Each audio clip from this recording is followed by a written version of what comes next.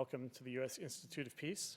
My name is Scott Worden, and I'm the director of the Afghanistan and Central Asia program here. I wanted to say a few words of introduction about USIP for those that are not familiar with it, and then I'll introduce our speaker. USIP was founded in 1984 by Congress as an independent national institute dedicated to the proposition that peace is possible, peace is practical, and peace is essential for U.S. national security. USIP pursues this vision by working on the ground with local actors and local governments to identify the causes and sources of conflict and to work on understanding them better and figuring out ways to mitigate and resolve them. USIP has been involved in Afghanistan since 2002, and we have been on the ground with an office in Kabul since 2008. This is one of our largest programs. We are working with a variety of local actors and Afghan government departments in order to execute the vision of conflict prevention and conflict resolution. We do this in particular in areas including rule of law, in countering violent extremism, or CVE, and we also work on the university level on classes for peace and conflict resolution for university graduates to take into their future leadership positions and to take home with them to resolve conflicts at the local level. For this event, we are delighted to be working with a relatively new organization, Rise to Peace, which is founded on similar goals of preventing extremism, preventing violence, and resolving conflict. We look forward to hearing more details from our panel on prospects for peace in Afghanistan. This is an area that is badly needed, and there are some positive signs. In February, of course, President Ghani, during the Kabul conference, made a forward-leaning offer of peace terms to the Taliban, including having them eventually join as an accepted political movement within the government of Afghanistan in exchange for ending the violence and agreeing to abide by the Constitution. The peace terms also, of course, called for a discussion about what the Constitution could hold. The Taliban have not responded to this publicly, although they did, unfortunately, just announce the beginning of their spring offensive. So the conflict will continue, but I think that there are opportunities that I look forward to hearing from our panelists about for advancing the discussion to resolving it. Let me then introduce the founder and director of Rise to Peace, Ahmad Mohibi. He has been working for over 12 years with the U.S. military forces in Afghanistan, as well as with the Afghan government. He's now here, further studying, as well as creating this organization on peace and conflict resolution. He's going to then introduce the moderator, Michael Sherwin, and they will introduce the rest of the panel. So please join me in welcoming Ahmad Mohibi and Rise to Peace.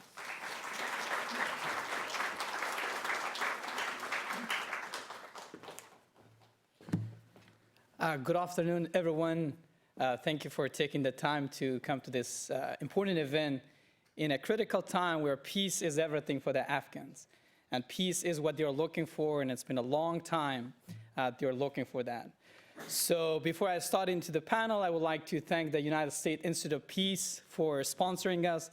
Thanks to Mr. Scott for the nice words and introduction. Thanks to Johnny Walsh for helping us with the panel. Thanks to the team Rise to Peace, and thanks to our distinguished panelists for taking the time to come and make this panel happen.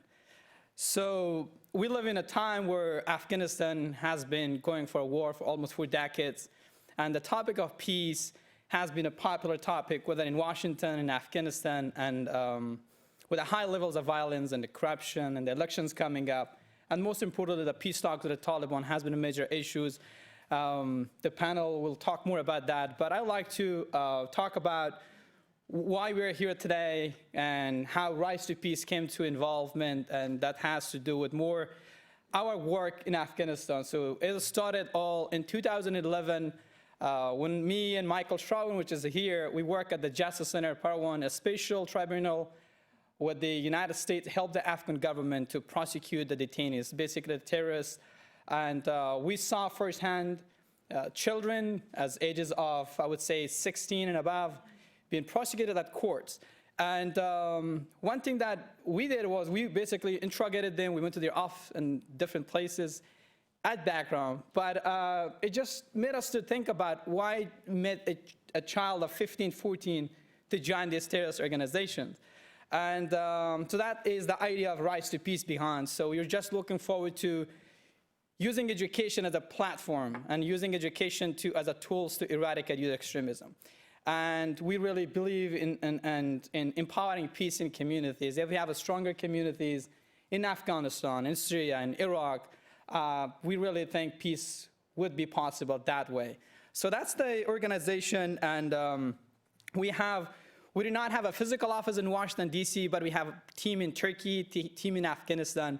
We have a big team in here, and we have a lot of good, diverse background working on a lot of issues. Our team work on 2 special reports and is published online. The child extremism and violent extremism in Iraq and Afghanistan. It's a very detailed special report. If you're interested, you could go to risetopeace.org and be able to get more details about it. Without saying more, I would like to introduce Michael Sherwin. As I said, we work in Background Justice Center, Padawan. I came to the United States a couple of years ago. We started the Rise to Peace nonprofit organization, and he has been helping us in this organization with ways to find and projects to implement to counter violent extremism. So I let Michael Sherwin to take the lead and introduce the panel. Thank you again for taking the time to participate in this panel.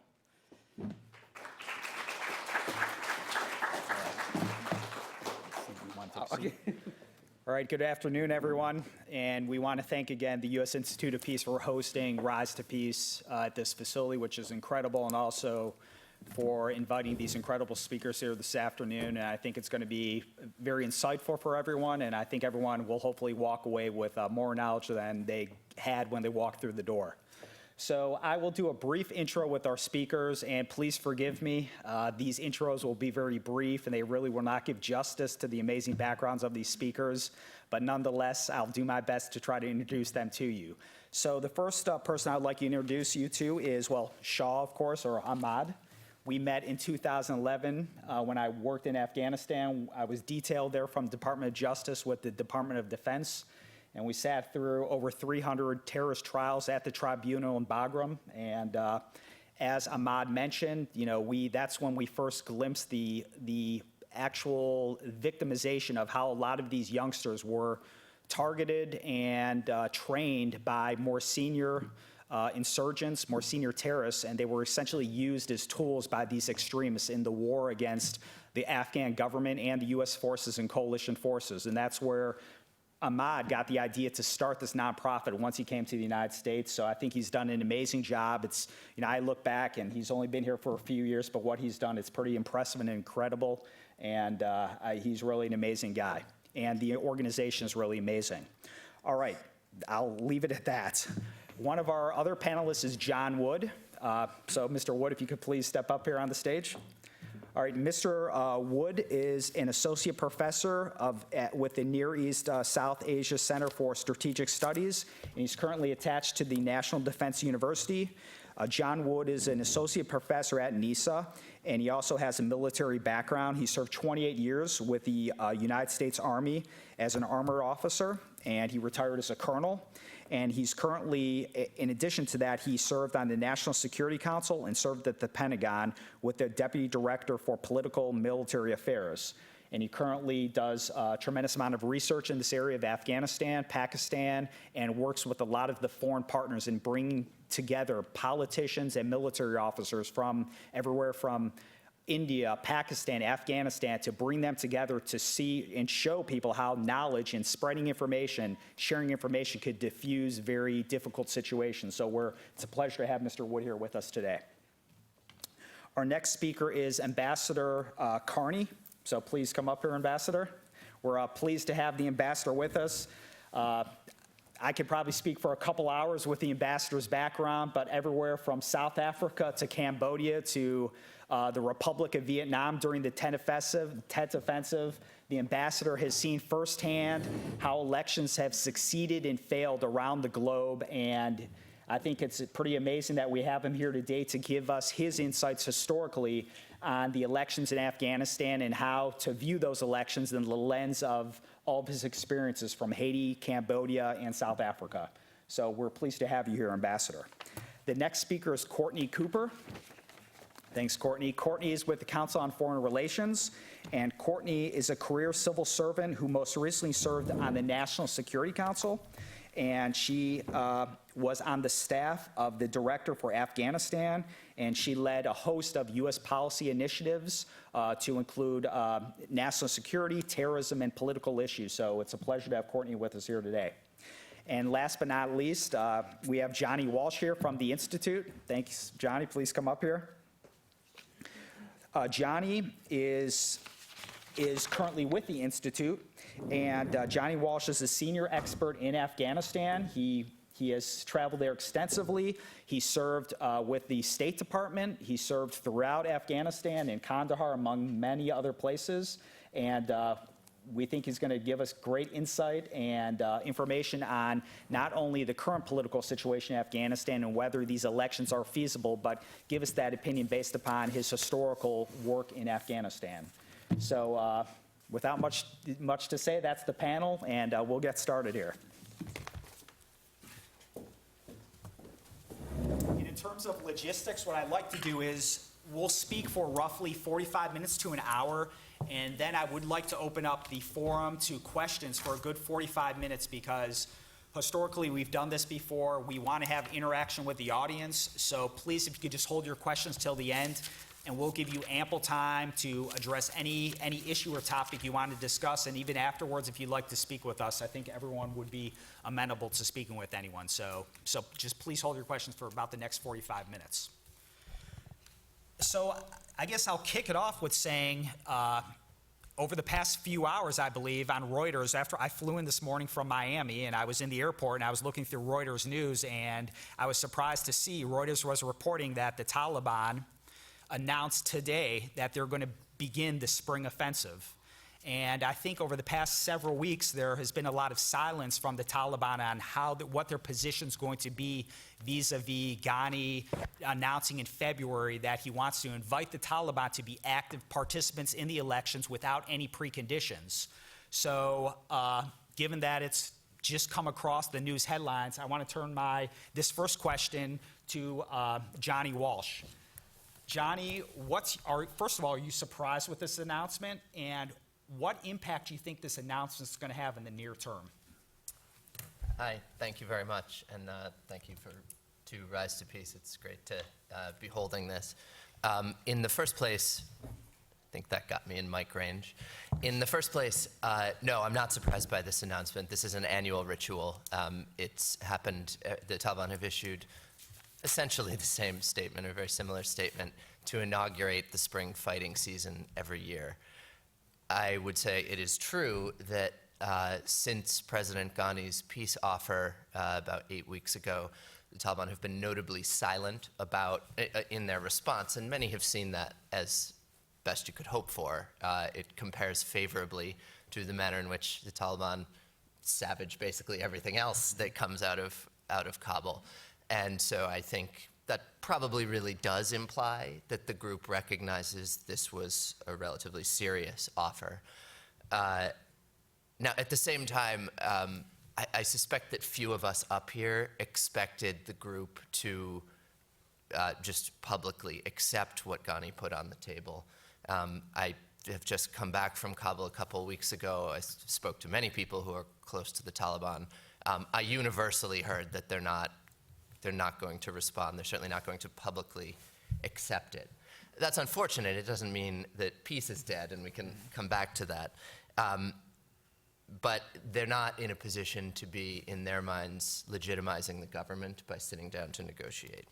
On the announcement itself, the other important thing about it is that this is still a very militarily strong organization. And while it is true that there's increased military pressure on them from the US and the Afghan government, while it is true that there's more talk of peace than there was 6 months ago, we should all expect a quite intensive fighting season starting with this announcement, but really it's already underway, where there are attacks every day across the country, and I expect that to increase. So would you, over the past several months, a lot of the headlines have focused on the Islamic State, not only in Afghanistan, but in other countries in the region. So do you believe that the demise of the Taliban have been exaggerated, that they still are a very powerful force and that they still need to be reckoned with, or do you think there is some hope that they may come into the government fold? So that, to my mind, that's two different things. Yes. Yeah. If anyone is claiming the demise of the Taliban, I would disagree with that strongly. Still, tens of thousands of fighters. There are different views on how unified the organization is. I'm broadly of the view that it's fairly unified by the standards of an insurgent group around the world. They are capable of recruiting in virtually all, if not all, of Afghanistan's provinces. They have been for a long time. This is still a quite serious military force to reckon with, and the now time-honored statement remains true that there is no military solution to this conflict. That is the biggest reason why. Barring a massive escalation of the war, this is not a group that will be defeated militarily. The Islamic State is a arguably more brutal but vastly smaller group in Afghanistan. The Islamic State's Afghanistan chapter is a fraction the size of the Taliban, and while it's willing to cross lines in the targets it selects and the kinds of attacks it carries off that the Taliban are, let's say, less often willing to cross, the Islamic State does not pose any larger threat to the survival of the government. And, in the longer term, if anyone does pose that threat, it's very much still the Taliban. Okay. I want to shift to, Courtney, I want to ask your opinion about Ghani, and going back to February of this year when he extended his olive branch to the Taliban. What do you believe what was his thinking in doing that? And do you think he really believed that they would accept that branch, or was there some other ulterior motive he perhaps had in extending that to them? Thanks, Michael, and thanks for having me here today. I think for those of us that have worked closely with our Afghan government partners over the last couple of years, there is no doubt in the Afghan government's sincerity and desire for peace. Mm-hmm. I think what confounds us and probably all parties that have been looking at this issue is how exactly do we get to where we're all hoping to go and start a process at some point in the near future. I think if we look back to the deal that was negotiated with Hezbi Islami, I think that was an important precursor to show the Afghan government's ability to conclude a deal, to really set forth an objective to negotiate with a group that had been on the outs with Kabul and with a group that had been on the outs with those that make up the international military presence in Afghanistan. I think there's not that many more parallels that can be made between Hezbi Islami and the Taliban. I think those are two very, very different processes as how they would unfold. But I think recognizing that the government was able to conclude that deal and move forward and bring in Hezbi Islami into the political fold, I think that was an important first step. So knowing that the Afghan government is genuine in its desire for peace, I think there's also been questions raised, though, throughout the process by other actors in the region of how serious are they if there hasn't been an articulation of what they're willing to put on the table. So I know that there have been questions when I was in the government in talking to our Afghan partners about what might a political system look like that brings the Taliban back into the fold. And so the Afghan government has leverage there, has the ability to put something on the table like Ghani did, and I think that it was a very generous offer. I believe that it was necessary, but probably insufficient in terms of setting the conditions for the Taliban ultimately to come to the table. So some of those conditions would include, and I think we're already seeing a mutually hurting stalemate, and so knowing now that there are political incentives from Kabul, I think another key piece is a little bit more engagement by the international community and probably by other major regional actors, including Pakistan, to really help mobilize the conditions to move forward earnestly. Okay. Ambassador, I'd like to pose this question to you. We've seen historically insurgent or quote-unquote terrorist organizations evolve into political organizations. The IRA, in Colombia, FARC and AUC, reconciliation being welcomed into the political process. So my first question is, do you see this possibly happening with the Taliban, one? And two, do you think they really have the will or desire to do that, or will they be forced to evolve into that type of a situation? Well, that's an interesting way to look at it. If you look at Cambodia, for example, the Khmer Rouge were ultimately forced to sign the Paris Agreement there in October of 1992, I think it was, but they refused to do the next logical step, which was to become a political entity. There was clearly internal dissent and strife within the Khmer Rouge that, of course, ultimately resulted in Pol Pot being killed and the Khmer Rouge being marginalized as a political force in Cambodia altogether. The question then becomes, and we looked last month at the Secretary of Defense talking with MBS in Saudi Arabia about providing a refuge for moderate Taliban and their families. Now, as I don't follow Afghanistan full-time the way my colleagues do, maybe I can draw both Courtney and Johnny out on whether this was a game, in other words, designed to sow dissension within the Taliban by asserting that there are moderate Taliban, or whether it is in fact the case that there is the potential of a split that might ultimately result in the Taliban becoming the kind of political entity that Afghanistan actually needs to see happen. Will they be forced to become a political entity? You know, there's so much war weariness in Afghanistan now that yet at the same time there is a desire to flee on the part of many Afghans who just simply don't want to put themselves and their children at risk anymore. That I am reluctant to conclude that the Taliban are at this point on the cusp of being forced to become the political movement that can help resolve the issues. Okay. Speaking about being forced, John Wood, this question's for you. Having followed the elections or the upcoming elections and historically, do you think, first of all, is it a pipe dream that there will be elections in October of this year? Will those elections be delayed?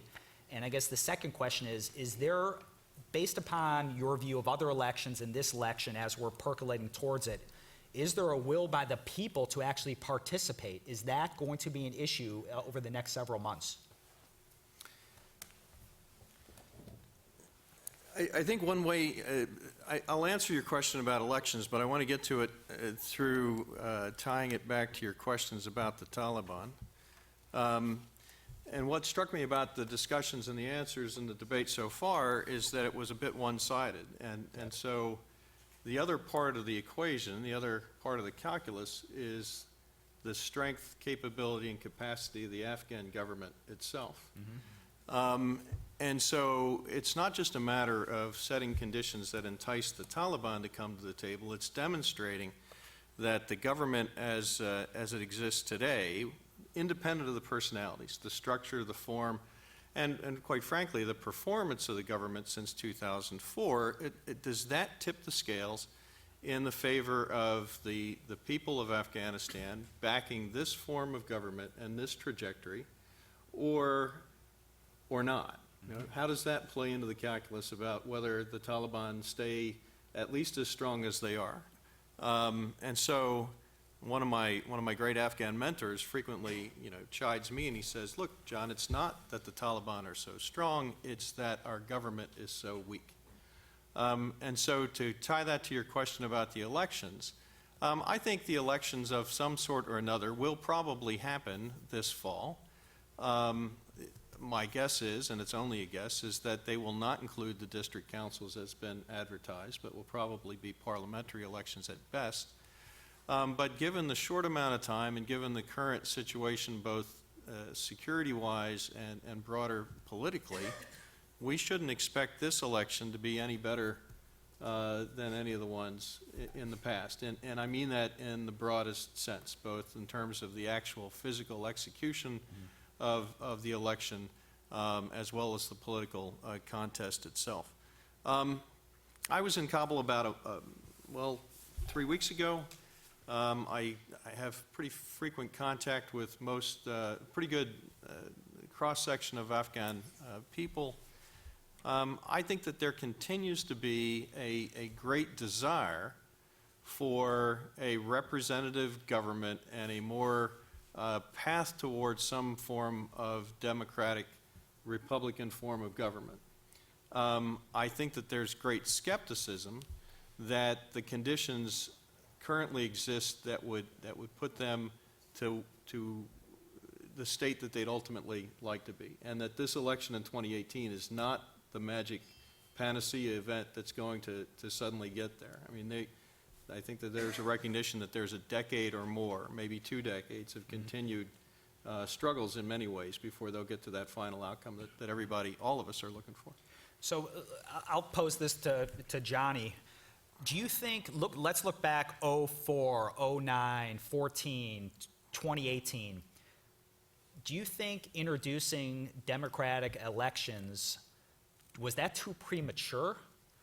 Do you think that it was done a rush to introduce those elections, as perhaps John Wood mentioned? Maybe the political will with the citizenship isn't ready for that. Or do you think, no, it was necessary to introduce it in those early years, 04 going forward? What's your perspective on that? Did it happen too quick? I think there are people on this panel who were much more present at the creation for that decision than I was. And I won't comment on what stage of life I was in when some of these early decisions took place. I will say that I served in Iraq for a long time too, where the countries are very different, but the U.S. effort there in both countries has a lot in common. There's a similar question asked to this day. In either of these projects, did we rush to elections? And there's always a downside in holding elections quickly. Like, they're much more likely to be flawed. They often happen before the other harder institutions of democracy are truly in place. At the same time, there's great risk in not holding elections. Okay. Like, the cost of inaction can be pretty serious. Like, it is not an easy thing, or it would not be an easy thing, to just install someone, let them rule for years on end, perceived as purely the choice of a foreign power with no manifest sign of popular legitimacy, and kind of hope that the country rallies around that person. So, I mean, I would defer to some of these gentlemen on the inner dynamics of, for example, the decision to hold an election for President Karzai, then interim President Karzai in 2004. I think there's always the risk of the counterfactual. You don't know the negative consequences that would have come. Let me throw this back then to the ambassador. Ambassador, you were there in 09. How would you answer the question that I just asked Johnny? Nice question. Basically, in fact, if not the key development, the difference between 04 and 09 was that it was the Afghans who conducted the 2009 election.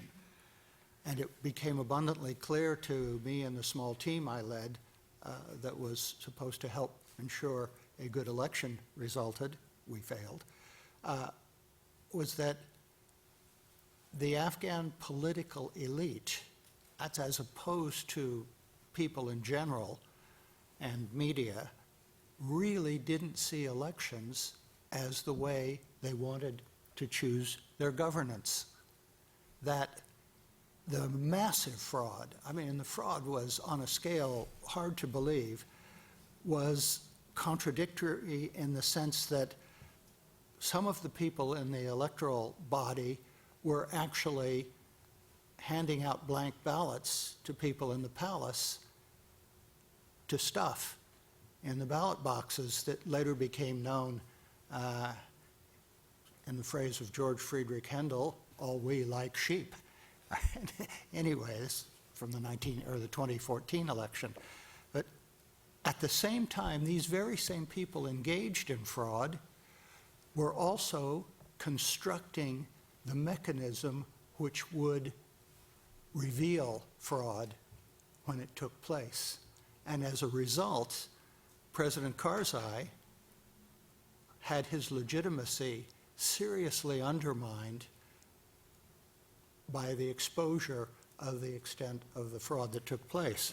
Now, to answer your question, the people of Afghanistan, I think, were perfectly ready to see elections produce a government that would be accountable to them in ways that had not yet happened. It just resonated. But the politicians weren't. And they weren't, well, we can argue whether in 2014 they were or they weren't. I would argue they aren't, and I would continue that they are not ready now to see elections as the way to choose their government. Ahmad, let me turn this question to you. I've read some literature lately that's talked about, as the ambassador talked about, the endemic corruption from 2004 all the way through now, and how fraud has perhaps made the whole process broken, and perhaps there's an alternative, an Afghan alternative, a Loya Jirga that could select the government, and perhaps it could mature to a democratic election type of a system. Do you think that's a good idea or bad? That's the first question. The second question is, based upon what the ambassador said, are the people of Afghanistan ready for democratic elections, or is there another organic alternative in Afghanistan? Thank you, Michael. So, living in Afghanistan and just analyzing it, or living from abroad, if you look at Afghanistan, we all understand it's a total mess. And there is a high violence, and there is a lot of corruption. But there's one thing we should understand is there's a lot of hope, and the Afghans are struggling for that peace, and that hope is peace. I would say Afghanistan traditionally did not like when the foreigners dictate or tell them what to do. That's a traditional thing. I want to lay it out today that it's an important fact. If you started from the Alexander the Great to the Russians or to the US, I would say any of them. So that's what Afghanistan is all about. They're very hospitable people. But when it comes to the Loya Jirga and the election, Loya Jirga, what happens with tribalism, when the leaders gather, and that was an old way of system, how Afghans did and how Afghans made peace when there was a conflict. I would say in this kind of situation that we are still exist with a lot of foreign interest and a lot of proxy wars. I think Loya Jirga may not be a possible way, because Afghans are ready for democratic transition, because they are working so hard. If you look at a lot of statistics, a lot of Afghans are in school right now, and their hope is to make businesses and contribute to their land. So Loya Jirga would only possible if there is, if the government ends the ethnic conflict that's going on. One of the key issues in Afghanistan I see is that the ethnic was happening. A lot of positions are offered towards a spoiled system of favoritism. And the same thing, Loya Jirga. Who picks these people? These people are picked by the ARIG or by the presidential palace, by others. So if you choose your favorite people, then how come you're going to have an outcome of that Loya Jirga? So it's hard. If it's a transparent system where you pick the people based on the past system, that Loya Jirga, that gathering of people based on representative, truth representative Afghans will work. But coming to the question whether Afghans are ready for a democracy or change, I would say yes, Afghans are. But the key answer to, or the key obstacle that is whether the government, whether the foreign supporters are willing to hold a democratic and transparent election. So 2004, I would say 2009, the fraud, the last election, the fraud, and this coming up one, there are a lot of analysis are talking about, political analysts, that will be much more fraud.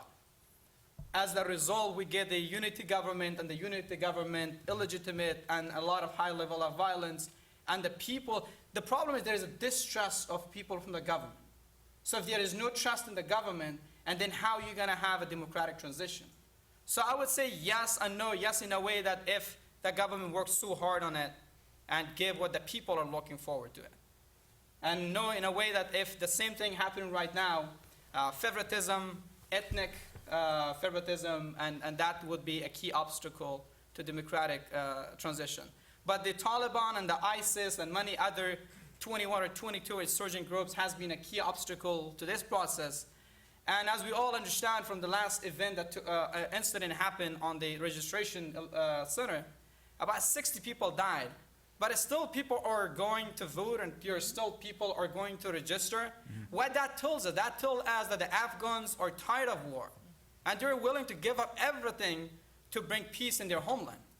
But what we all could do is just advocate for policies that could really help. A policy which is centric, policy of people-centric. So I would say hope is the best thing, and that's what Afghans ask. Okay. Courtney, there's all this, obviously there's a lot of negatives attached with the elections, corruption, fraud, violence. Historically, even up to today, 04, 08, 14, 04, 09, 14, 2018, throughout those elections through today, did you see any kernels of hope or any progress that perhaps could evolve towards the 2018 elections to give it some hope? The 2018 election? Yes. Thanks, Michael. So first, kind of piggybacking on what Ahmed said, I think the fact that elections in Afghanistan are new, aren't perfect yet, the fact that insecurity is very, very high, that it's a challenge to get out and even vote because of the security conditions, the fact that so many millions of Afghans have done that, whether it's showing up to vote, to campaign, registering for provincial council elections. I mean, thousands of candidates actually participating in the system aside from just showing up to vote. I mean, millions of Afghans showed up not only for the April 2014 election, but in the middle of the summer for the runoff, the first runoff that was ever held for a presidential election, held in the height of fighting season. And again, you have millions more demonstrating their willingness to show up and participate. So aside from, like you mentioned, the corruption, the challenges, the security environment, I think the fact that there is the willingness, that first and foremost is, I think, the biggest kernel of hope. I think, as Johnny mentioned, these institutions are new and developing and take time. I mean, we have the luxury of having been in a democracy that is several hundred years old, and we still have challenges with our own electoral system and ensuring credibility and legitimacy of our election outcome. So recognizing that the institutions in Afghanistan are developing, they are making changes, they are renewing the membership of the Election Commission, they're trying to find better, more credible, more educated officials to serve in those capacities, that Afghans are taking greater ownership. When you think about 2009, we had far more U.S. and international troops on the ground to help with security, to help with logistics of the election. In 2014, I think we had just about 40,000 U.S. troops there to help with things like moving tens of thousands of pounds of ballots out to Afghanistan's 34 provinces. And in this election, there will be far fewer still. And so the Afghans are increasingly sharing a larger burden of the responsibility for holding elections and continue to move forward. I think that's very promising. Okay. Ambassador, or did you want to chime in? I'm sorry, John? Why don't you go on? Okay, no, please. Agree with all of that. All right. No, all right, well, as long as this Go has happened ahead. already. We're here. You No, have the I would microphone. just say, in a country that has had a lot of elections that featured a lot of fraud, it is natural that people raise alternatives, including very locally rooted traditions like the Loya Jirga. I would say, first of all, that just as there are ways to manipulate an election, there are absolutely ways to manipulate a Loya Jirga, and I would not, take too much faith in that, and I've already seen many attempts to do that. Second, I would just especially foot stomp that I do think the Afghan population overwhelmingly has embraced electoral processes. I actually think their presidential turnout is at least as high as the United States presidential turnout. And I'm always uncomfortable with the argument that a population's not ready for elections. I think that people understand how these work basically everywhere in the world. There are countless cases in which a country called en masse for elections despite having no tradition of it. And that's a very different thing from whether sort of self-interested people at different nodes in the system commit fraud to shape those elections. Okay. Ambassador, and we'll shift to another topic, but to just finally address this issue of corruption. Based upon your experiences in other areas, South Africa, Haiti, experiences working in the Republic of Vietnam, is the corruption just as endemic here in Afghanistan as those other regions of the world when you had observed elections in former years? And that's the first question. The second question is there any way to really root this out, or is it just something that we have to live with? Yeah, the answer is maybe. On electoral corruption, it is a reality of every single country on the planet. People, and that does not exclude the audience nor the panel here, will often try to get an advantage to realize what they see as their interests. And if you have to cheat to get a government job, to become a member of Parliament, Congress, Senate, or what have you, or to result from the Loya Jirga process, you're probably going to do it. That's just the nature of the beast. The challenge is to establish the processes and the checks and the balances to ensure that that kind of fraud is at a minimum in the effort. And the problem that I saw in Afghanistan in 2009 was that you had a recognition of the need to do that, and indeed the establishment of those processes to identify and then try to counter fraud, but you did not have a buy-in of a large enough body in the political elite to minimize the extent of that fraud. I think that's the basic issue that I see in Afghanistan. I completely agree with Courtney and Johnny that Afghan people, there is a maturity in the electorate there. I believe that there's no doubt about that, and even more broadly throughout the country, that democracy is seen as a pretty good idea. It just isn't working, and people don't quite know what to do about that. Okay. All right, now your second question was about rooting it out. No, please, Ambassador, yes. That's got to come from within the country. Afghans have got to figure out how to do that. It's not something we can do. Okay. Just a quick follow-up point. You had Please. asked, do I see positive kernels when I think Yes. about the election? I do. However, I don't want to dismiss the fact that I do have serious concerns about preparations for the 2018 election. So though I think there are kernels of hope in Afghans' desire to move forward with election, I think that we need to work in earnest to support our Afghan partners because there are significant challenges to holding elections in a timely way, in a credible way this October. I think we're working under a condensed timeline compared to elections in the past, and I think there are greater implications for the election this fall, given that they are already so long overdue.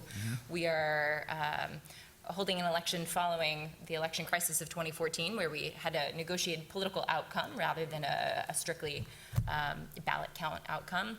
And I think the risk of 2018 parliamentary elections for the 2019 presidential elections are also immense. That if we have an election that is contested or that doesn't increase confidence in the electoral system, it could gravely undermine our prospects for a sound election in the spring when presidential elections are scheduled to be held according to the Constitution. And I think there are greater implications for that if we don't actually have a credible outcome from the next presidential election.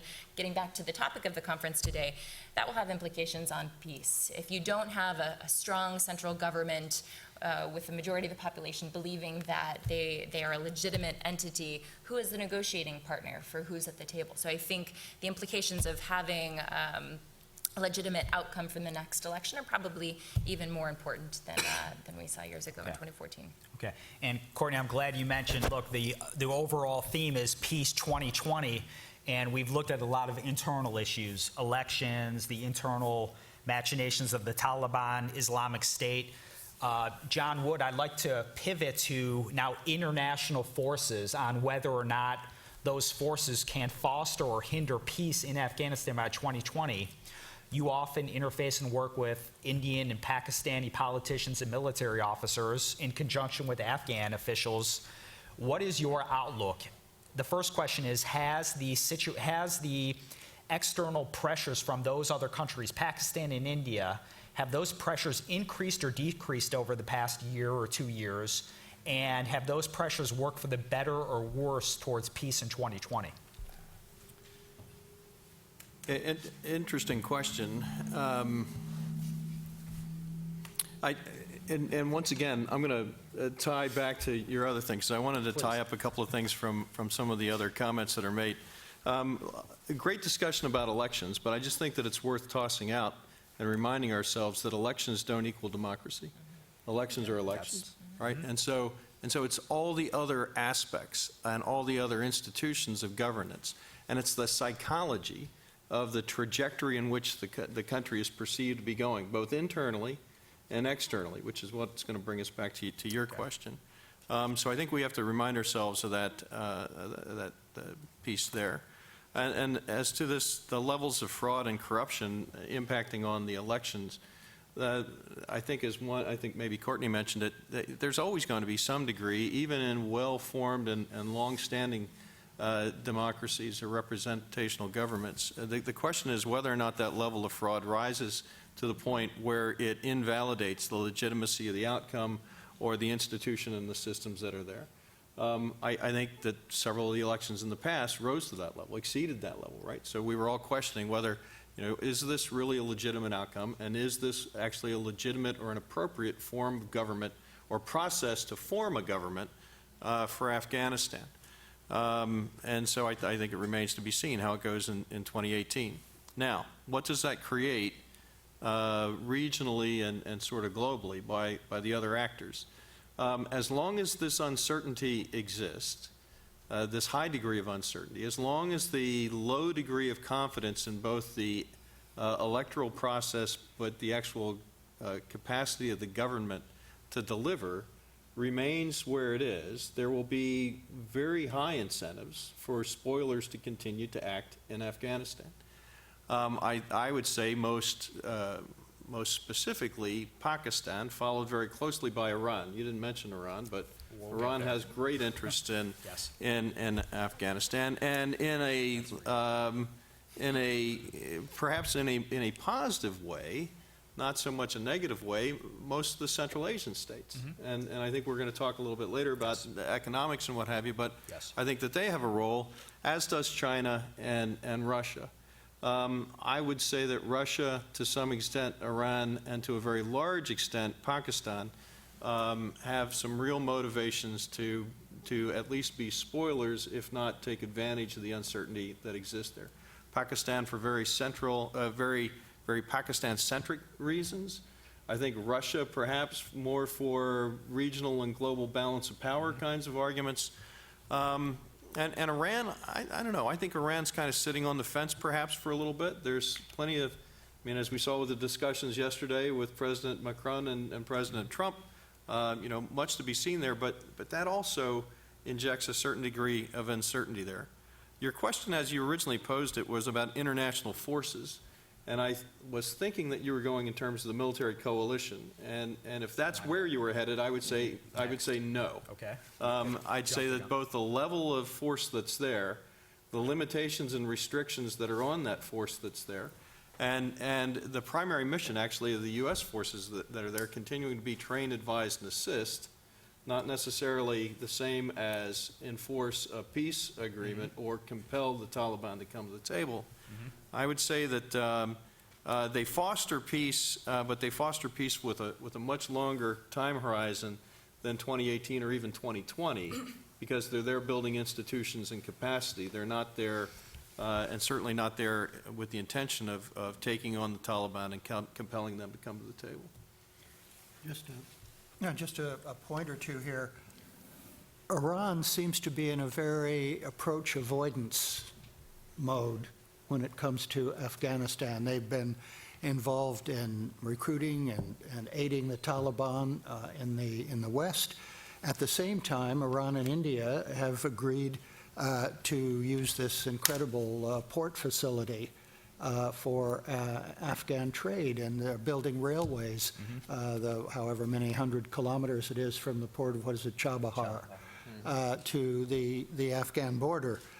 Pakistan, we had the Prime Minister in Kabul earlier this month, did we not? And we've got creation of what's it called, Afghan Pakistan, and my notes have failed me here as I failed to type. It might be Cooperation Plan for Peace and Solidarity, some sort of a framework, which may or may not be real, let's be honest, given the track record.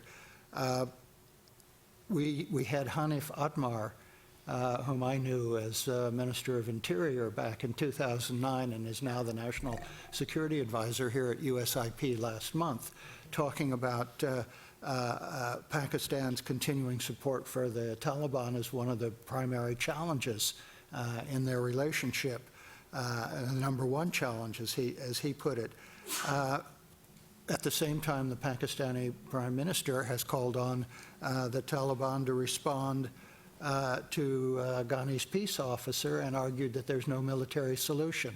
So we've got an incredible mix of contradictions in the way all of these regional neighbors, except the Indians, seem to be, and of course the Central Asian states, as we'll talk about later, seem to be playing their relationship with Afghanistan. And I think, John, you've hit on the key reality here, in that as long as Afghanistan seems weak, these players are free to play their own games. But, so tell me this, though, I'll pose this to you, Johnny, seems weak. So does your posing that question, does that necessitate the need for U.S. forces to stay there, Johnny? Or is that the counter-argument? Does the presence of U.S. forces in Afghanistan or increase in those forces in some unusual manner actually give this perception that Afghanistan is weak? Yeah, I mean, on some level, this gets at what I consider kind of the great unanswered question of the post-9/11 era, which is, do these groups fight because we're there or in spite of us being there? In terms of how to play it in Afghanistan, you know, a core pillar of the new administration's strategy and really of the final strategy of the previous administration was that we're withdrawing based on conditions, not based on a sort of arbitrary timetable. And the point of that is to persuade the insurgency that they can't wait us out, that we will leave when it's stable enough to leave, if then, and not just on some date on the calendar chosen for some other reason. You know, it's anyone's guess how much psychological impact that is having or will have on the Taliban, but it's an important point if you want to persuade them that they can't win militarily. At the same time, the primary source of U.S. leverage, if ever it wants to get to a political settlement in this country, is its troop presence. So the question is, not today or tomorrow, but how do you instrumentalize that still large troop presence and the prospect of withdrawing it to bring the insurgency into a political process and then ultimately to see that process through to completion? That's not the only tool you would use, but to me, ending at least the bulk of the occupation is the existential reason the Taliban fights. And it's very difficult to see a resolution without linking those two issues. So, can I do a two-finger on this? Yes. So, the ambassador and I used a phrase that said that the hedging actions and some of the interference will occur because Afghanistan is perceived as being weak. Neither one of us said because the Afghan military capacity is weak. Neither one of us said because the Afghan national defense and security forces are not prevailing upon the battlefield. We said Afghanistan is weak, right? So we didn't compel the Afghan Taliban to come to the table when we had 100,000 U.S. forces there and 160,000 international forces and a nascent Afghan capacity. We're not compelling them to come to the table now when, by most accounts, in a pitched fight on their own, the Afghan national security forces, particularly the commando Kandaks, prevail over the Taliban. And they actually prevail over ISIS. I mean, when they fight well. Right? Can they do it without U.S. air support? Yeah, they're doing it with their own air support. The Super Tucanos are now dropping precision-guided munitions, despite the fact that it's a propeller airplane, and their capacity is growing every day. So I think we need to be really careful and very specific and precise about what we're talking about. weakness and the perception of weakness. And being perceived as weak is as bad as being weak itself, right? Is far more than just the tactical military confrontation on the ground. It has to go all the way back with all the institutional issues that we've been talking about. Everything from corruption to the ability to actually execute programs to delivering to the people and to the economic issues, which I think we're going to get to here in a little while. So without belaboring this too much, saying the weakness is not the same as saying tactically, militarily weak. And there's a big distinction there that I think is necessary to make. Well, Courtney, let me pivot to you then, based upon what we've been talking about with John Wood. I guess, given what we've discussed, do you think it would be prudent for the United States to just remove forces at this time? Is that necessary to, I guess, at least administer an atmosphere of security through the next election, or is that really a non-issue? No, I don't think anybody's advocating for the U.S. to withdraw any amount of forces right now. To Johnny's point, I think just to recognize that that's our single biggest source of leverage, and I don't think there's any guarantees to be made about the future status of U.S. forces, but recognizing that it is a major bargaining chip to use at the table, and even accepting and conveying that it's something we're willing to discuss. Our current status is that we're there to support our Afghan government partners, and we have no end date in sight, and that should remain, but acknowledging that we're willing to concede following a political settlement, there may be a new phase of U.S. security cooperation with Kabul, and it probably or possibly won't include U.S. combat troops that are targeting the Taliban, that maybe have a much narrower or different set of targets. I think that's something that we need to put on the table. As Johnny mentioned, the administration unveiled a strategy that is largely conditions-based, but the conditions haven't really been articulated or conveyed. I mean, what is the condition? Is it until we have eradicated al-Qaeda or ISIS from Afghanistan? Is it until the Taliban no longer poses a military threat to the Afghan government? Is it until the Afghan government is weak enough that it can stand on its own and doesn't need U.S. support for elections, for X, for Y? I think it's vague enough that it could be anything to anybody, but I think the administration and departments and agencies really need to do a little bit of soul searching to think about what is our desired end state for Afghanistan. How do we help use our leverage to get to a peace process? And like Johnny mentioned, we have one of the biggest chips to play. Per your earlier question about Ghani's offer, I mentioned it was necessary but insufficient. Ghani made a very generous offer, but what do we hear the Taliban advocating for or asking for publicly? They're not publicly every year saying, we want to be a political party, we want an office in Kabul. They regularly talk about things that are within U.S. purview. The status of international troops in Afghanistan, being removed from international sanctions lists. Those are things that don't happen without U.S. support, and so we have a large part to play in that vein. I think lost in a lot of these discussions, looking at international players, looking at Ghani, is really the power of the warlords, Ahmed, and the power of the chief executive, Abdullah, and the power that the vice presidents, especially Datsam, potentially holds. Do you believe that they do hold power, and do you believe that their power is potentially a tipping point or a critical key for the upcoming elections, or are they really a non-issue at this point? Thank you. So before I get into that question, I'd like to talk about the question about the international security forces and the strategy. Sure. I think it's really, really important. My whole focus when undergraduate, graduate, and right now has been this post 9/11 and what needs to be done. We need to be safe from this. So the large presence of the United States security forces really create a lot of mess. We understand that. Americans in Washington understand that. I think that has been, the corruption been one of the key things. I call Kabul I would say a market of money. If you walk on the streets, you see these castles, and you see these, I would say, all these armored vehicles, and there's money floating around the streets. We should ask about and where all this money came from. So I think we give that money to that country, but we do not give it to the right people. I lived in a street that we never had a paved road, and still we did not have it. So where is that construction? Where is that peace? Where is that education? And where is that equality? Where is the justice? I think we talk about a lot of military and intervention and security forces, but the key issues is what really Afghans want. What the Afghans who live outside the barbed wire and the concrete walls, they are looking for, what peace means to them. So the security forces, I think Afghanistan in the past 4 decades, I think we all understand war is not the solution. And killing and more soldiers, it creates more chaos, more problem. Look, we had the Taliban, we had Al-Qaeda, and now we have ISIS. And according to Tulu News, we have about 22 insurgent groups operating in Afghanistan. They kill, as Donald Trump said, our president, left and right.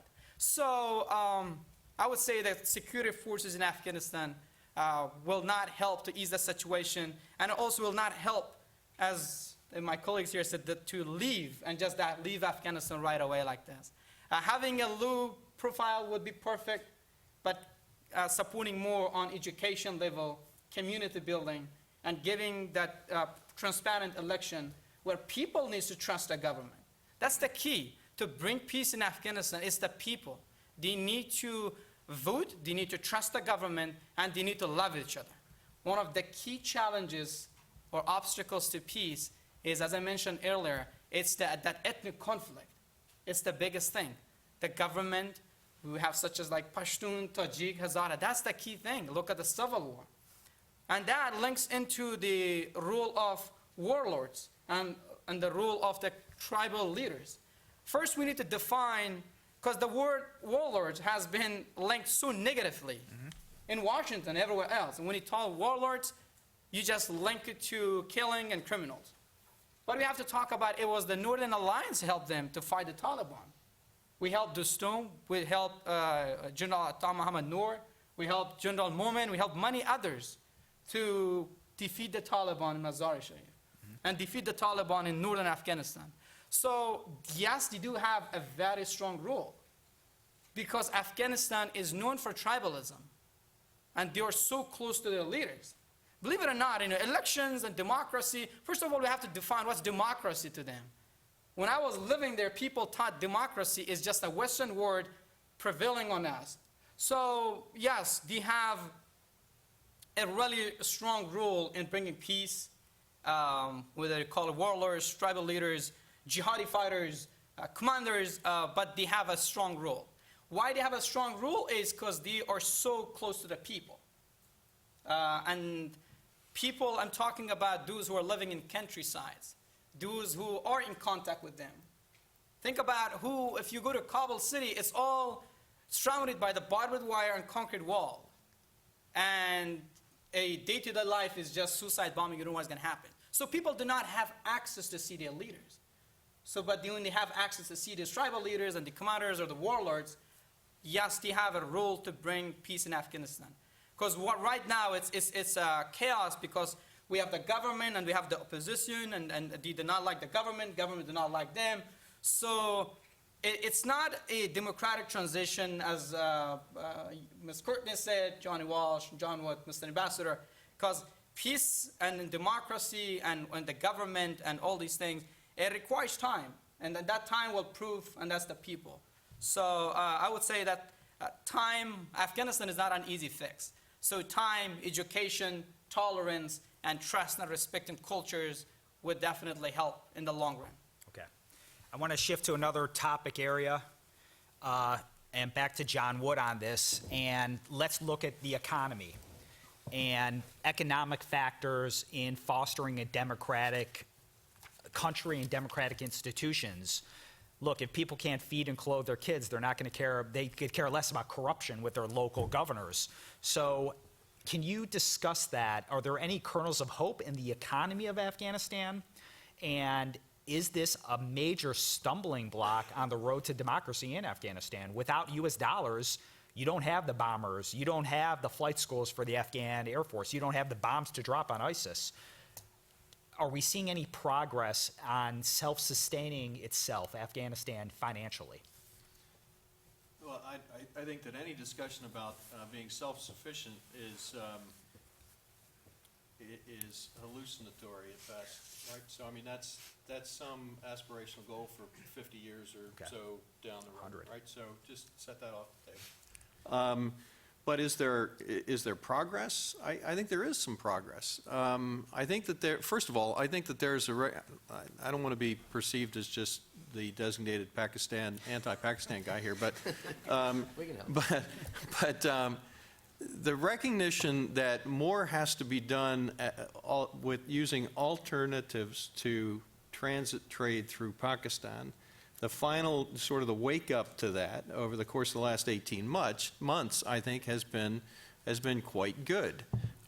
We saw that the Afghan government signed agreements with the Central Asian states, about 20 agreements here in the last 2 months or so. As the ambassador mentioned, we saw the delivery of 1,100 tons or something of metric tons of wheat through Chabahar and Iran and up into Afghanistan.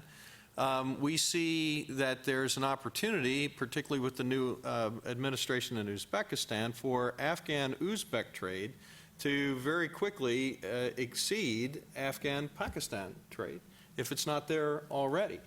And I think that those are all very positive signs, including some, perhaps, throw China in the mix, some re-looking at some of the perhaps not so wise decisions that were made with China in the past and trying to rework some of those agreements. The problem with what Afghanistan has to offer and the way it turns into economic opportunity is that there's nothing fast about it, right? If it's an extractive industry, it's going to be a long time before you have the infrastructure, mainly railroads, that can facilitate that. There won't be the industrial mechanisms inside of Afghanistan to refine, smelt, transform it into usable products, so it has to go somewhere else. And quite frankly, without the legal structures and without the other parts of governmental institutions that both make the agreements and then enforce the agreements, without them being fully robust inside of Afghanistan, it's an environment that doesn't invite a lot of foreign direct investment. Not yet, but the potential is there. And I think that this turn to Central Asia, the access there, when you start looking at how that might dovetail with some of the east-west routes the Chinese are trying to exploit, set aside CPEC. I mean, that's a completely different discussion altogether. There's a lot of good opportunity there, and I think a recognition that alternatives to the Pakistan as the gateway to India and the broader world, the air corridors to India, for example, is another good example. So I think that there's hope. I think that there's a recognition that they have to start approaching economics a little differently in terms of the Afghan governmental approach. But I throw the caveat on there that that's a decade-long process before any real value is going to start pouring into the Afghan economy. Johnny, I don't want to make this a discussion about Iraq, but given your experiences in Iraq, how do you compare that political maturization, or how that situation has matured or maybe not matured over the past decade vis-a-vis Afghanistan? Is it better or worse off than what you witnessed or experienced in Iraq? I'm loath to say that either is better or worse. I think Afghanistan is harder. It is a much poorer country. It doesn't have this massive oil windfall partially realized now, one day to be massively realized. Mining is not that, not in the same way anyway. It has a much more capable and unified insurgency than Iraq ever did. That, Iraq's insurgent groups were at war with themselves. There are other ways in which Iraq is worse, like the level of twisted violence that some of the both Sunni and Shia insurgent groups in Iraq have perpetrated has virtually no parallel in Afghanistan, and that we could have a whole discussion on why that is. There also is no Syria next door to Afghanistan, and I mean, Iraq has its own problems, but had the Islamic State not become what it became next door, perhaps Mosul and Fallujah and the rest would not have fallen. I think it ultimately means, just as John said, there's not a precedent in recent history for a truly economically self-sufficient Afghanistan. And in fact, a lot of Afghanistan's best rulers over generations, like over centuries, have been those who were good at maintaining enough international partnerships to fund the country while still governing it independently enough to be seen as legitimate. It's not a perfect model. Where we are right now, I mean, to me, so much comes down to the question of whether a peace process is possible with this one insurgent group. That's not the core question in Iraq. In Afghanistan, it really is. So let's go to one of the core questions, Ambassador, that we really want to address here today. Is democracy necessary for peace in Afghanistan by 2020, or is that a misnomer? Are those symbiotic, or no? Let me follow up a little bit on what Johnny had to say and give an illustration of the difference between Afghanistan and Iraq. Pardon. When I got back to Iraq in February of 2007, my job was to get the Iraqis to start using their capital investment budget. At that time, the capital investment budget of Iraq was $10 billion, which is more than half of the entire GDP of Afghanistan today. That's a huge, huge difference. Okay, just to make that point. Is democracy necessary for peace? No. You can have peace any number of ways. You could have some sort of a coalition form that is essentially an authoritarian, if not totalitarian, reality. Afghanistan has seen that before, certainly. I wouldn't equate democracy and peace anywhere in the world. They may be ideal to go together. They are not necessary to go together unless you want a long-term, a very long-term reality. And that long-term reality is something that I think everybody here on the panel has accepted as the fate of Afghanistan, whether it be the economy or whether it be a polity that does not demonstrate the kind of weakness that various foreigners can take advantage of. So, Courtney, let me turn this question to you. Do you agree with the Ambassador? Can you have peace in Afghanistan without democracy? And then the second question would be, you may or may not be a betting woman, but what do you see the security posture being and the democratic posture being in Afghanistan in 2020? I would agree with the ambassador. He has far more years and experience and wisdom than I do, so I would say whatever he says, I am going to agree with. I think that's a safe bet.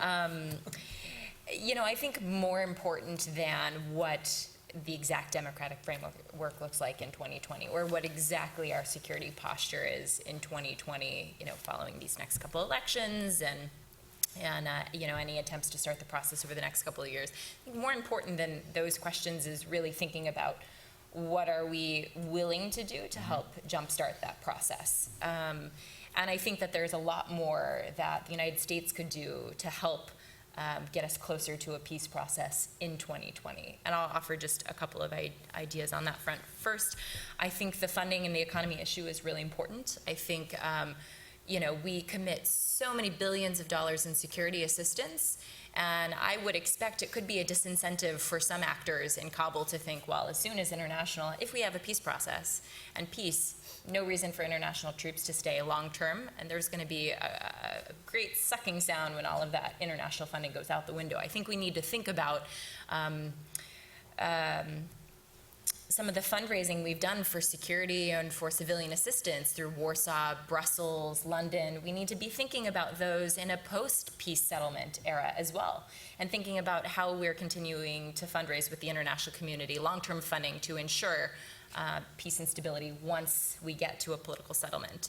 And I think it's important that that effort be bipartisan for both sides here in the United States, but just really thinking about what are the financial incentives that we can offer to get the sides that have come to the table to stay at the table, to keep that together. Two, I think we need to resource for success within our government. When I was at the White House, at any point in time, I could look around and count the number of people working on this issue, peace and reconciliation. Probably had a handful of my counterparts in other departments and agencies working on this issue, a handful. And this is something that we've all said is our ultimate objective, is a political settlement in Afghanistan. How many people, how many counterparts did I have working on security issues, whether it be development of Afghan security forces, or just military readiness, or political issues? Dozens, if not hundreds. So we really need to think about how we resource our government to be able to best assist and put this forward. I mean, I think there's some great models in the international community. The Norwegian government, I think, is a great model for how they really commit funding and personnel to the broader issue of peace and reconciliation, and that's not something that we do. And I think the third thing that we really need to think about is just building trust with all sides, recognizing that though we say we want a political outcome in Afghanistan, sometimes our actions don't really support what we're saying publicly, and I think there's a lot of mistrust on all sides. You know, we put forward a largely military strategy. We essentially said we're willing to fight now, we'll talk later. We, though talking about our support for a peace process, ultimately took the former leader of the Taliban off the battlefield, which some would interpret as a lack of seriousness about peace. So we've talked about closing the Taliban office, which was opened specifically in Doha, which was specifically to support the idea of pushing forward a peace process. So thinking about how what we're saying and doing, are those congruent, and what more can we do to build trust that we really are serious in our own ability to be a true partner for peace. Johnny, I'll turn this back over to you. Given what Courtney discussed and just mentioned, what does the United States, from your perspective, need to say and do over the next 2.5 years to ensure there is peace in Afghanistan? Within USIP, we try and be a little bit careful about what policies we are barking at the U.S. government to be doing. However, I think a lot of the points Courtney raised are really important to be seriously considering if, in fact, a peace process is a priority. I already discussed taking a serious look at how does one turn a military presence into negotiating leverage at an appropriate moment in the peace process. There has been discussion over the years of introducing a third-party mediator. I don't know that we're at exactly the moment to do that, but we might be in Afghanistan. I say that because the core reason a peace process has not broken out or gotten further until now is that the Taliban refused to talk to the Afghan government. The Taliban say they need to negotiate with the US, and everyone else says they need to negotiate with Kabul, and that impasse has been impossible to bridge so far. And so there's a danger that we become stuck in just sort of trying new things to get the Taliban to cave on this point, and I will say I have been guilty of this in many years of working this issue in government. The advantage of a third-party mediator in many other conflicts that a lot of us have worked in different places is that you can immediately have a form of proximity talks going, where it's often a UN-hatted mediator. Sometimes it's a trusted outside country, like Courtney mentioned, Norway, which has done this in lots of places. It's not to prejudge who it would be, but that trusted intermediary can be having the same discussions across these stark lines with parties who won't talk to each other, and you can make a huge amount of progress that way.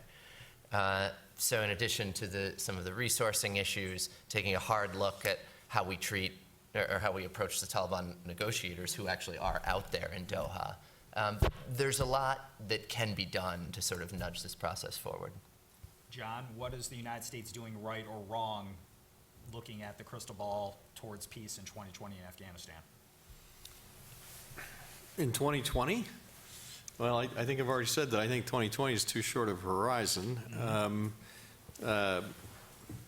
What are we doing well? I think there are some things that indicate the seriousness of the United States commitment. And that in and of itself is probably the biggest of the good things that can be done. So a demonstration that the United States is committed to Afghanistan for the long term. Define that however you want, but I think the current administration's made it pretty clear that it's certainly through this administration's term, and I think the actions that have been taken over a Republican followed by a Democrat followed by a Republican indicate, including on the Hill, that there's some degree of willingness to continue to stay engaged in the future. As an aside, that's a very U.S.-centric self-interest, right? Because no politician and no military leader wants to be the person that's at the wheel when we have disengaged and when the next attack emanates from where we've left a vacuum, right? So there's a real incentive for the United States, both practically and politically, to stay engaged. So I think that's what we're doing. I think the fact that if you've noticed, General Nicholson will now be there for a third year, right? Which begs me, as a former military guy, saying, why did it take us 16 years to get to the point of realizing that continuity in command is probably one of the greatest contributors to success, or at least to stave off some degree of failure. So the fact that you have a person with his background, with his multiple deployments, and with his personal willingness to commit to a third year to stay there, I think is a demonstration of commitment and the United States' willingness to stay the course.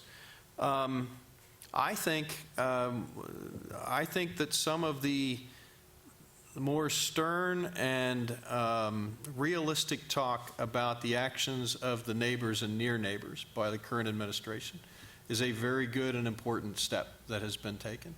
But beyond that, I think when you pose the question to Courtney, you use the word to ensure peace or ensure democracy. I think that's way too strong of a word. Yeah. We can help facilitate, we can help assist, we can help underwrite.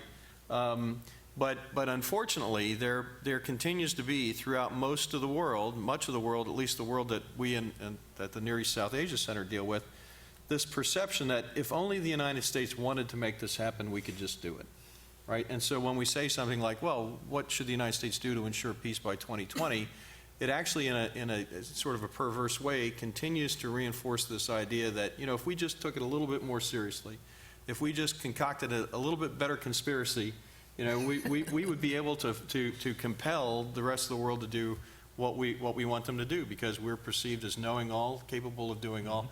And at least I think that those of us up here on the panel recognize that is just absolutely, not the case. So stay the course. I think that the long-term messaging that we're doing, I think the things that I've already mentioned, I think are all the right things to continue.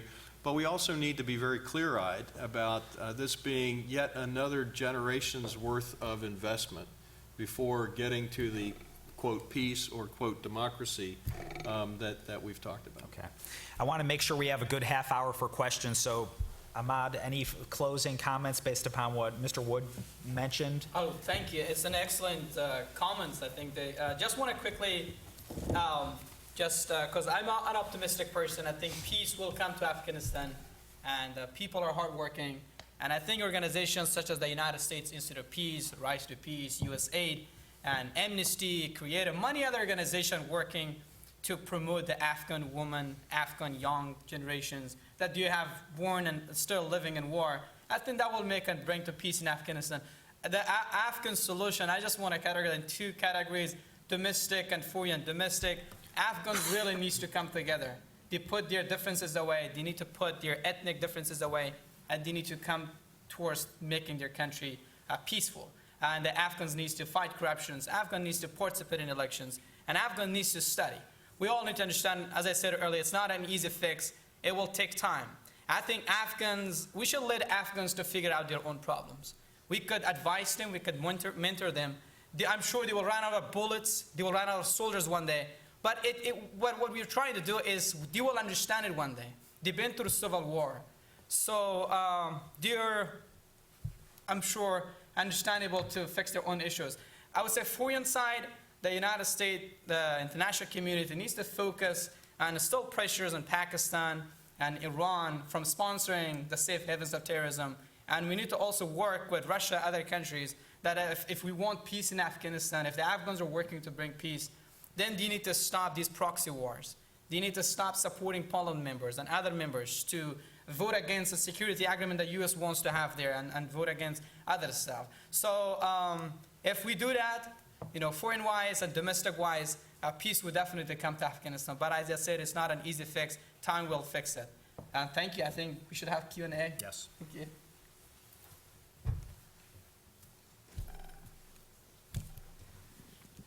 Hi, my name's Ryan Bamford. I'm a student at National Defense University in the College of International Security Affairs. Also an Afghan hand with the Department of Defense. So I spent a couple years in Afghanistan. Here in a few months, I'll be returning for another year to go back and advise. My thesis work this last year has been focused on a topic that really hasn't been discussed today, and that's the illicit opiate market that's in Afghanistan. Accounts for a lot of the funding of many of these groups, and of course the Taliban is a large player in that. So I have kind of a two-part question here to pose to the panel at large. First, I've been looking at the transformation of the Taliban over the years along the terror crime nexus continuum, and how that movement should, how we should respond to the changing nature of the Taliban as it has slid on this continuum, and how the organization is made up and how it operates, profit via ideology, and how that's mixed. So my first question is with their larger engagement in not only the protection of drugs, but the production, trafficking, heavy involvement in the economy, at the strategic level, how should the U.S. and the international community react to this?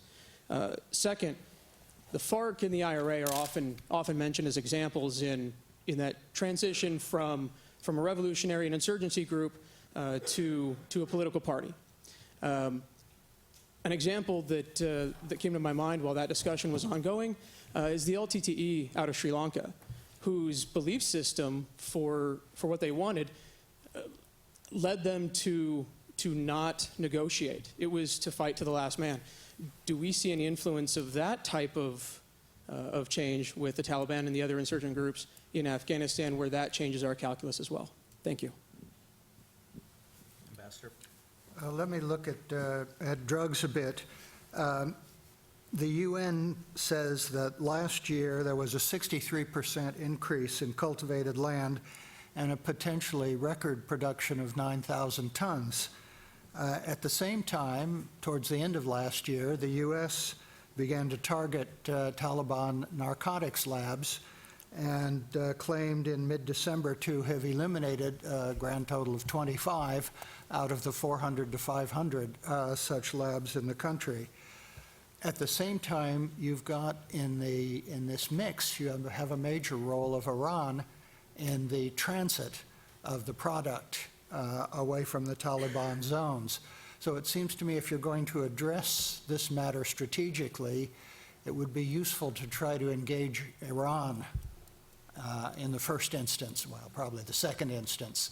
The first instance, the late Richard Holbrooke had a very, very difficult time with the notion of crop suppression, basically putting Roundup on all the poppies because of the impact on the civilian population that so depends, or once they got out of growing peaches and pomegranates, so depended on the narcotics. There are two elements there to your strategic response. One is trying to suppress the labs, which strikes me as more sensible than trying to suppress the actual production of the product, and the other is engaging Iran and the rest of the neighborhood in trying to limit the transit of those drugs. John? Yeah, I'd say that we have to be careful in several ways when we start talking about the opium production and the influence of narcotics. all bad. You know, it's all bad stuff, and I admit that.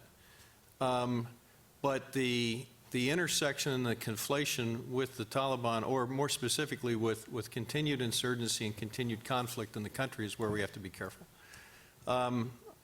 It was either 2006 or 2007, I don't recall, but I was part of a panel that testified in a closed session at the House of Representatives specifically about the narcotics issue in Afghanistan. So I think late 2006. And the point where we got into a bit of a debate between myself and the congressman was, you know, what was being done with the money. And finally I said to him, you know, Congressman, you have to understand it's really cheap to run an insurgency. It doesn't take, you know, billions and billions of dollars. So let's assume for just a minute that the narcotics issue goes away completely. That does not equal the insurgency dissolving, right? Because it's just really cheap to run an insurgency. So I'd say that part of it is something that we have to be really careful about. I want to jump quickly to your LTTE question. I think it's always attractive. I'm not an expert on Sri Lanka, but I've spent a little bit of time looking at the issues of Sri Lanka. It does fall in the remit of the center where I work. There are a couple of things that make it, I think, considerably different than the situation in Afghanistan. I'm not aware of a safe haven that exists, or an offshore safe haven from Sri Lanka. I think that's the biggest, perhaps, contributing difference. There's very limited external support to the LTTE, despite a pretty large diaspora and the money flowing in lots of ways, that not the direct support that we sometimes see and have seen in Afghanistan. And in fact, the LTTE were fairly geographically confined in Sri Lanka. And then I would say two more, which are probably going to get me in trouble with somebody, but the willingness to say this is an actual war and we're going to prosecute it like a war, number one, on both sides, both from the LTTE and from the Sri Lankan army. And then by doing that, being willing to say, and there's going to be some really messy allegations that we're going to need to deal with in the future when we finally win, being the Sri Lankan army, right? Which they did, right? And so I'll let you come to the questions about, you know, where does that become problematic for us? But it does, right? And so I think that there are, now, in terms of examining the negotiating positions and the way the negotiations were conducted, that's a related but separate issue, and I think that's probably worth looking at. But that's somewhat distinct from the prosecution of the fight itself and the actions that were taken that compelled the LTTE to basically capitulate and then come to the table. I suppose, starting with the LTTE question, I would just say I think the Sri Lankan state was quite strong, full of flaws, but quite strong during the final, ultimately successful campaign that defeated the LTTE after so many years. That was based on Rajapaksa being willing to essentially do what Bashar al-Assad is doing now. And the final round of fighting in that conflict, to me, was one of the great human tragedies of the last decade or so anywhere in the world. I don't think, even if a war were were trending in that way in Afghanistan, I don't think a government in Afghanistan that depends on the world's support, very tangible support, has any option to go down that road. And just as a moral matter, I hope they never do. On the issue of the Taliban on the continuum from ideological organization to sort of gangster organization, I don't see anything mutually incompatible about how they make their money and what they believe in. They are a very ideological organization, and they are a very gangsterish organization. The crux of how the Taliban funds itself is really taxation, and that makes a lot of money. You're right that an insurgency is not the most expensive thing to do. We can sometimes err by overestimating how much money is necessary. But when you control pretty large swaths of territory, you can tax, and they do tax, everything in those territories. So we see it on the drug issue because that's the most lucrative thing in places like Helmand. But number one, a lot of people who are not the Taliban also profit from the drug industry, again, because it's the most lucrative thing around. And number two, every other economic sector is taxed as well, sometimes in actually a pretty systematized bureaucratic way in Taliban areas. Some equate that to mean that their call for a religious revolt against an illegitimate, quote unquote, foreign occupation is bankrupt or is just window dressing. I think that's a dangerous mistake to make, because that's what allows them to recruit thousands, a seemingly unlimited pool of people. Not enough probably to win the conflict, but enough not to lose it.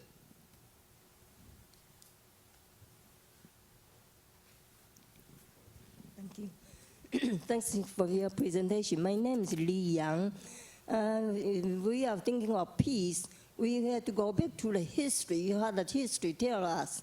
And we also have to compare with the domestic, how come domestic dealing with the peace among themselves within the country.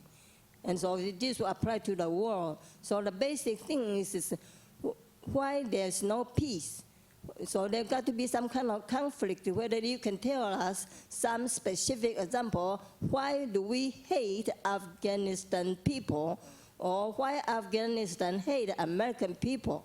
But so far, just like Jews, and then maybe people don't like Jews, but nobody tells just what happened, and nobody correct the situation.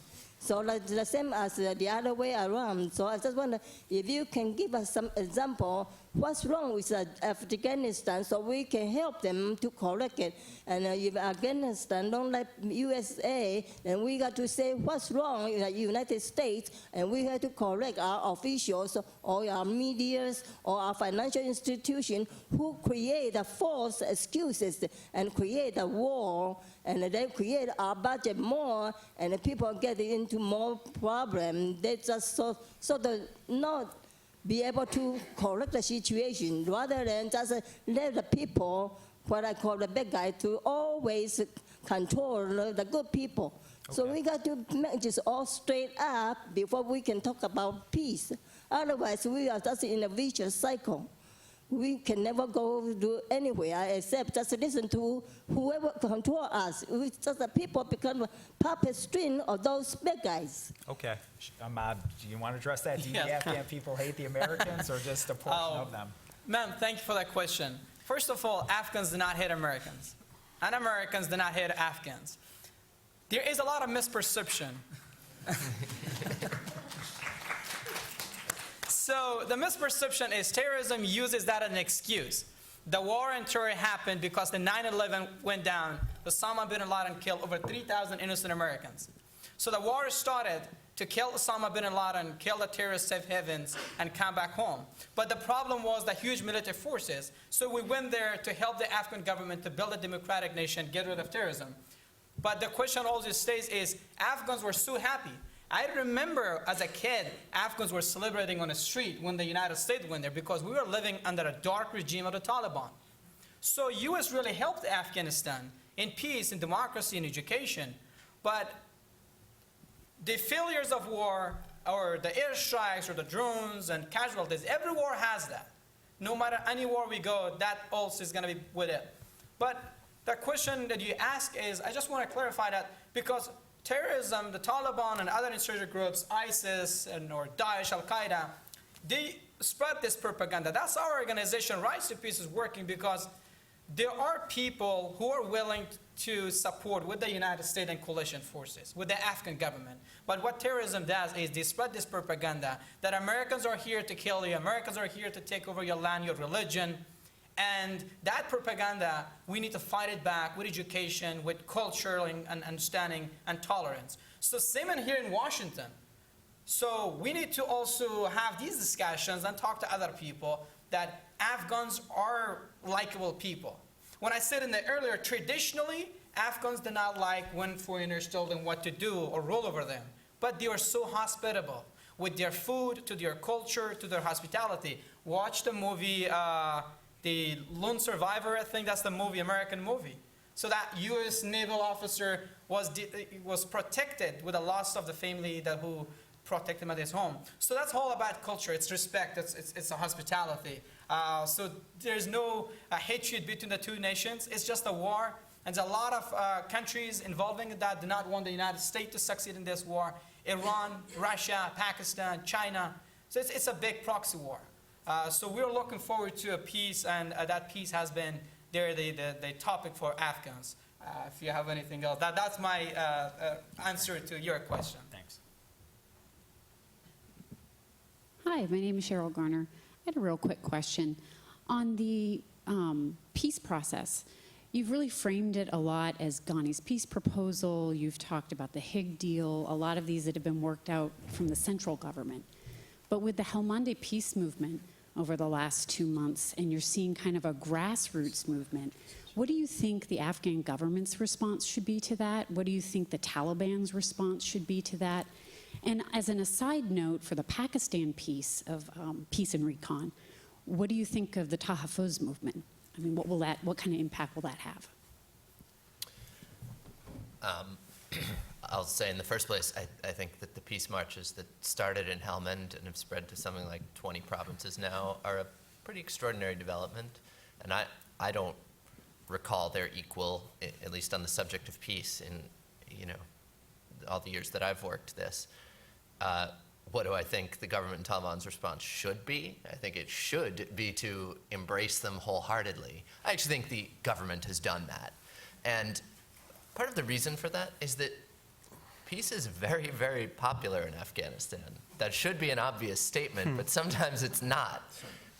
There is an overwhelming desire for peace, disagreements on what it looks like, but cutting across demographics, cutting across ethnic groups. And so it's good politics to be in favor of peace, if nothing else. So you can see that reflected on the Afghan side, whether it translates into this or that policy. There's a lot to come. It's also a very open question on what is the future of these marches, how much do they keep up. On the Taliban side, I think their response has been more disappointing. However, it's significant that the Taliban has been forced to respond a number of times to this, because whatever else is wrong with them, and there is a lot, they care very deeply about maintaining what they think is their support, really across the country, but especially in heartland areas for them like Helmand. So in a way, this kind of movement puts pressure on the group that no government is really capable of putting. On the movement in Pakistan, I'll just say the timing is quite coincidental.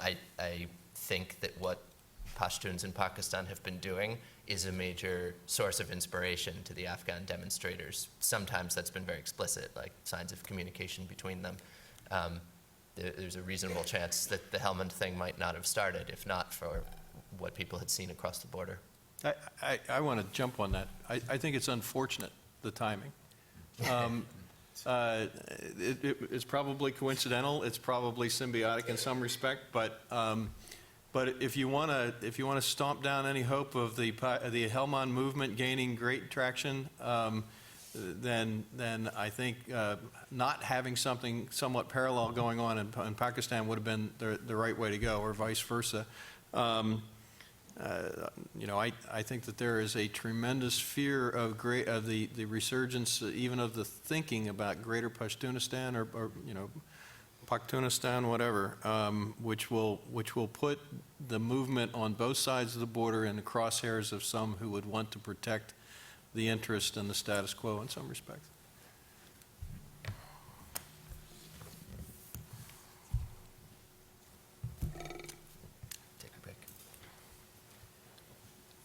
Hi, Craig Karp, a former diplomat. One of the factors that's been overlooked in the Afghan peace, in the peace perspective, is the winner-take-all nature of Afghan politics. Now, that's partly the result of Afghan history, but it's also partly the result of a lot of the influence that the United States had after we came in and became sort of big brother there. And one of the things that I think could be a major asset to any kind of peace effort would be decentralization and devolution of power, as I recommended to then Chairman Karzai back in 2001, that if you had relatively autonomous governorates, provinces with elected governors, there would be possibility that the Taliban could take power in part of Afghanistan and learn to govern and operate in a sort of normal fashion from those areas. Of course, with the undertakings of respect for the Afghan constitution that they would have to do in the peace offerings. But this is a very necessary nature in Afghanistan politics. That's why you have a unity government, because the elections, the 2014 elections rather accurately reflected the nature of public opinion in Afghanistan at the time I was there. And, but public opinion, the Afghan polity, is very divided. And therefore, you have to have a unity government, a negotiated government. You have to come together in a format, and that format has to conform to the realities of the Afghan political environment. Unlike, unfortunately, the Constitution, whereas if you talk about a Loya Jirga, under the Constitution, Loya Jirga would be made up of elected representatives, and if you look at what the elected representatives represent, that would not comport to a regular Loya Jirga. Anyway, my question to the panel, and thank you also for highlighting the issue of Pakistan, because that's been a crucial one going back now more than 30 years. What kinds of reforms could the Afghan government, the Afghan unity government, make that would give the Taliban some hope that they could actually exercise some influence in a future Afghanistan? I mean, just simply, I would agree with your initial statement, and surprised it didn't come up sooner, but I think the winner-take-all approach does put immense pressure not only on just the electoral system, but I think provides some pretty significant disincentives or challenges, obstacles to overcome when thinking about a future political settlement that really accommodates all parties. And I think it's also important to remember it's not just a unified Afghan government versus a unified Taliban coming to the table, but there's really a lot of distinct and disparate Afghan political actors and ethnicities that it's not just as easy as kind of the current establishment and who would be coming in. And so I think thinking a little bit more creatively or flexibly about what the outcome looks like. I think the hard part for those of us who have been in the government, you know, there's an Afghan constitution. That's something that we respect and support, and we're part of its genesis. But there is a legal framework for how the Afghans themselves could choose to make some changes to their constitution in order to strike the right balance in a way that supports peace. So far be it, I think, for me to prejudge that, but I just think it is important for us, for our administration to support the actors in the Afghan actors that are really the ones at the table to address this very issue in a way that works best for Afghan sovereignty and for a lasting peace. I would say some version of this idea gets kicked around a lot in the context of a peace process. You know, is decentralization sort of the answer, where the Taliban kind of control their own areas at the back end of a process? I think there are plenty of good arguments for exploring forms of decentralization. They are mostly about how to improve governance generally in Afghanistan.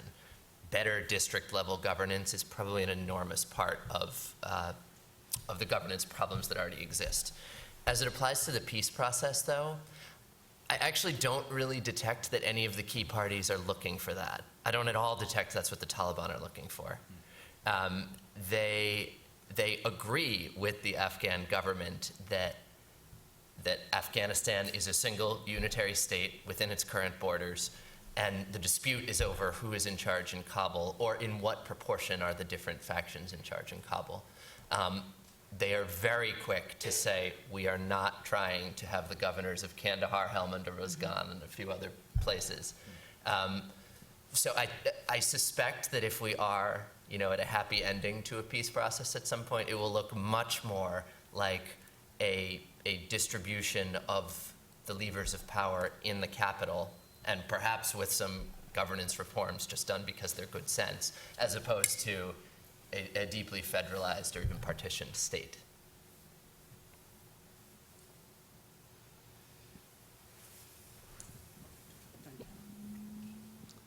Nasim Stanez, I work for Voice of America.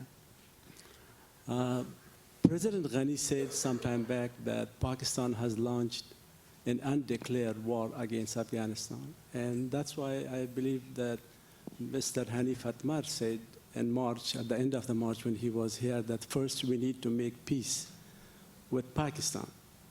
So the question is that, as Professor John Wood said, that Pakistan has great interest in Afghanistan's affairs for Pakistan-centered goals or objectives. I would like to know what are those objectives that are Pakistan-centered. So in order to know that, probably there will be a way for peace. Thank you. Our Pakistan expert. Look, I'm not gonna. Just as I would say that there is no such thing as an Afghan expert because the country is so complicated and complex, I would certainly say the same thing is true with Pakistan. But if we were to look at it fairly simplistically, this is my opinion. I'm not speaking for my institution at all. I'm just speaking for myself. There is no other lens for Pakistan other than the lens of India. Period. Full stop. Right? Even if everything else was fine, there would still be this nagging concern about India. Whether they call it the interest in strategic depth, meaning how they approach Afghanistan, whether they mean it in terms of a government in Kabul that is not hostile to Pakistan and certainly not receptive to India. I mean, there's all sorts of ways that it's phrased, and so I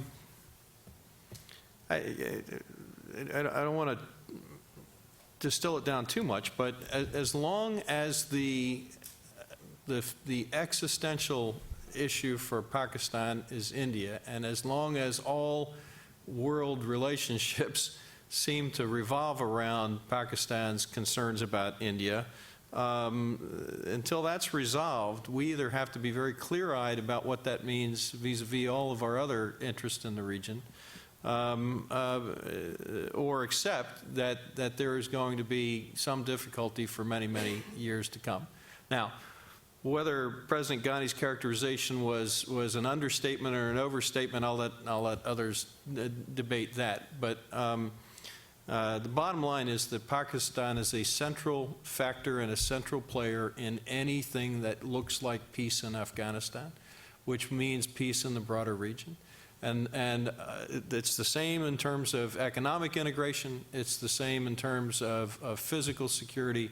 It's the same in terms of diplomatic relations. And so to discuss any of these issues without having at least a portion of the discussion both include and focused on Pakistani concerns, both legitimate and perhaps some that may be overstated, I think is a mistake. Don't leave me hanging here. Other people, I've got some. Did you want to? Let me jump in a bit. At the same time, Afghanistan has to have a relationship with Pakistan that is perhaps in parallel with its relationship with India. How many Pashtuns are in Pakistan, for example? What about the transit trade that is logically going through Pakistan to an important degree? aspects of culture, religion. Yes, there are a lot of Muslims in India. There may even be more, my Indian friends tell me, than there are in Pakistan. But nevertheless, Pakistan is a heavily Muslim country, and those ties are there as well. Thus, there needs to be a serious... I'm not going to say. I don't count those things. Those are realities. They're not necessarily plus or minus. They are realities that both the countries have to deal with. And getting to deal with each other in a sensible way strikes me as something that may finally be underway with the recent visit of the Pakistani leader to Afghanistan. I agree with that. Sorry for this short comment. Some of the Afghan analysts, as a reporter, I interviewed many of them. When I asked them the question, they say Pakistan, one main concern, as Professor Wood mentioned it, the India element. The other is there are more than 40 million Pashtuns, but now they are awakening, and we see that Pakistan is not even letting them use social media. What do you think about that? That's why I asked about the minus and plus that there are 40 million Pashtuns on the other side of the border. Yeah, well, that's why I said that it was unfortunate in some respects that the Pashtun uprising or movement in Pakistan was coincidental with the Helmand movement, because it brings in that dynamic and the concerns about greater Pashtunistan. It's wrapped in, as you well know, it's wrapped in a long history there, and the artificiality of many borders and long histories and what have you. So, yeah, and I didn't want to leave the impression that I was advocating a non-existent relationship with Pakistan. Look, you can't be contiguous neighbors and not have a relationship, right? Although I think that the two big protagonists there are trying very hard to try to make that a reality, India and Pakistan. But you have to. That's just the nature of it. Just as I used to complain when I was in our government that I was being told to basically consider Iran a big black spot on the west of Afghanistan, that it really didn't exist, right? That we didn't have to factor any of that in there, which is really not true at all. You can't change geography, and therefore you have to live with it. But I do think that you've hit on one aspect, and I think the comment about India is the other aspect of it. And it's very difficult to come to an agreement or come to a conclusion that addresses both issues simultaneously satisfactorily. It's a dirty word in Washington, it's a dirty word around the world, but we've got to find a way to compromise on these issues, and compromise is a hard thing to do. Agree with all of that. I would just add quickly, mindful of the time, that Pakistan has a major domestic issue involving the rights of Pashtuns and the treatment of Pashtuns. I don't perceive that fear of a larger Pashtun issue is animating Pakistan's policy in Afghanistan. And if nothing else, I would cite the fact that they've spent decades supporting hardcore Pashtun movements and arguing that they should have a greater share of power at many points. So there'd be a contradiction there. And second, this is a much larger topic, but I would just say, who are the key belligerents here? I mean, for any lasting peace in Afghanistan, the important players who have to make peace with each other are all Afghans. They're not Pakistan, they're not the United States, they're not China, they're not Iran. Each of those countries has a varying degree of influence. I don't think any of them fundamentally controls any large political faction in Afghanistan. They just influence. And so at root, you have a domestic conflict in Afghanistan that comes down to domestic solutions, in my view. May I ask my question? Okay. I'm Hakima Hakimi, and I work with Withdrawal Center. Okay, sorry. As a woman who lived in Afghanistan, and as a woman who is from Afghanistan, and I felt war in my country, and I see war in a different angle. That is a war of business. It's a big business in the region. It's It's not related to beliefs. It's not related to religion. And even it's not related to U.S. troops in Afghanistan. It's a war that different groups and countries are benefiting from the conflict in Afghanistan. And unfortunately, my country had the potential to be the base of this war in that region. And don't you see war as a business in the region? And if yes, how it will change the agenda of peace in the region? And my other question is that in this peace process, where is justice? You talked about Hizb Islami who joined the peace process, but Hekmatyar was the person who killed lots of people in Kabul, and people are not happy with this result of peace processing, and helping and inviting Hekmatyar in Afghanistan and see him every day from the morning to afternoon. A person who killed your dad, a person who killed your family member. So where is justice? Are we going to put justice in a box and close it and throw it somewhere and talk about peace? Because if we want to bring peace in Afghanistan, most of these insurgent groups, they kill people, and they are not innocent. They all are criminal people. What about people who are killed? What about people who are injured? What about all bad things happen to people by these insurgent groups that we are going to invite them to the government? Thank you. It's absolutely true that Afghanistan, the war is happening. It's more a civil war. Like Syria, it's a proxy war. United States went there to help the democratic transition and fight terrorism. But what is happening is it's a more of war, as you say, the business, and every country has an interest there. And I would say Afghanistan's biggest enemy is its geography. It's located in the heart of Asia, has control money over countries, Iran and China, and the 2 nuclear weapons, Pakistan and India. So speaking of peace process and where is justice, whether it's in a box or it's there, and Hekmatyar, we all understand the term for him, or his nickname is Butcher of Kabul.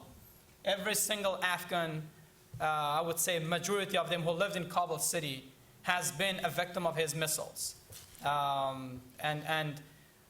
But what needs to be done? You know, Afghanistan, if we did not, he was fighting, he was killing the Afghan soldiers.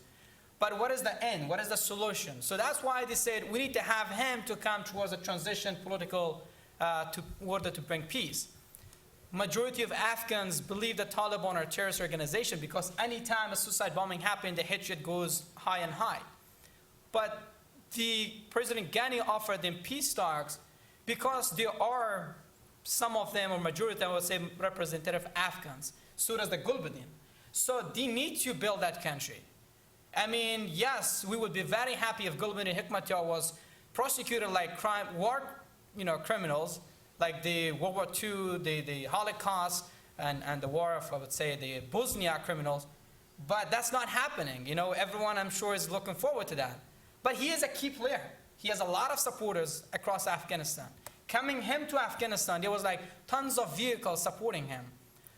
So that's a sad thing. I would say that justice will come. Justice is in the hands of the people.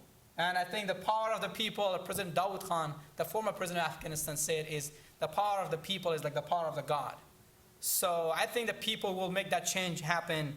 And I think justice will come over the time, over education, over the peace. I think it's everyone's responsibility to work towards that.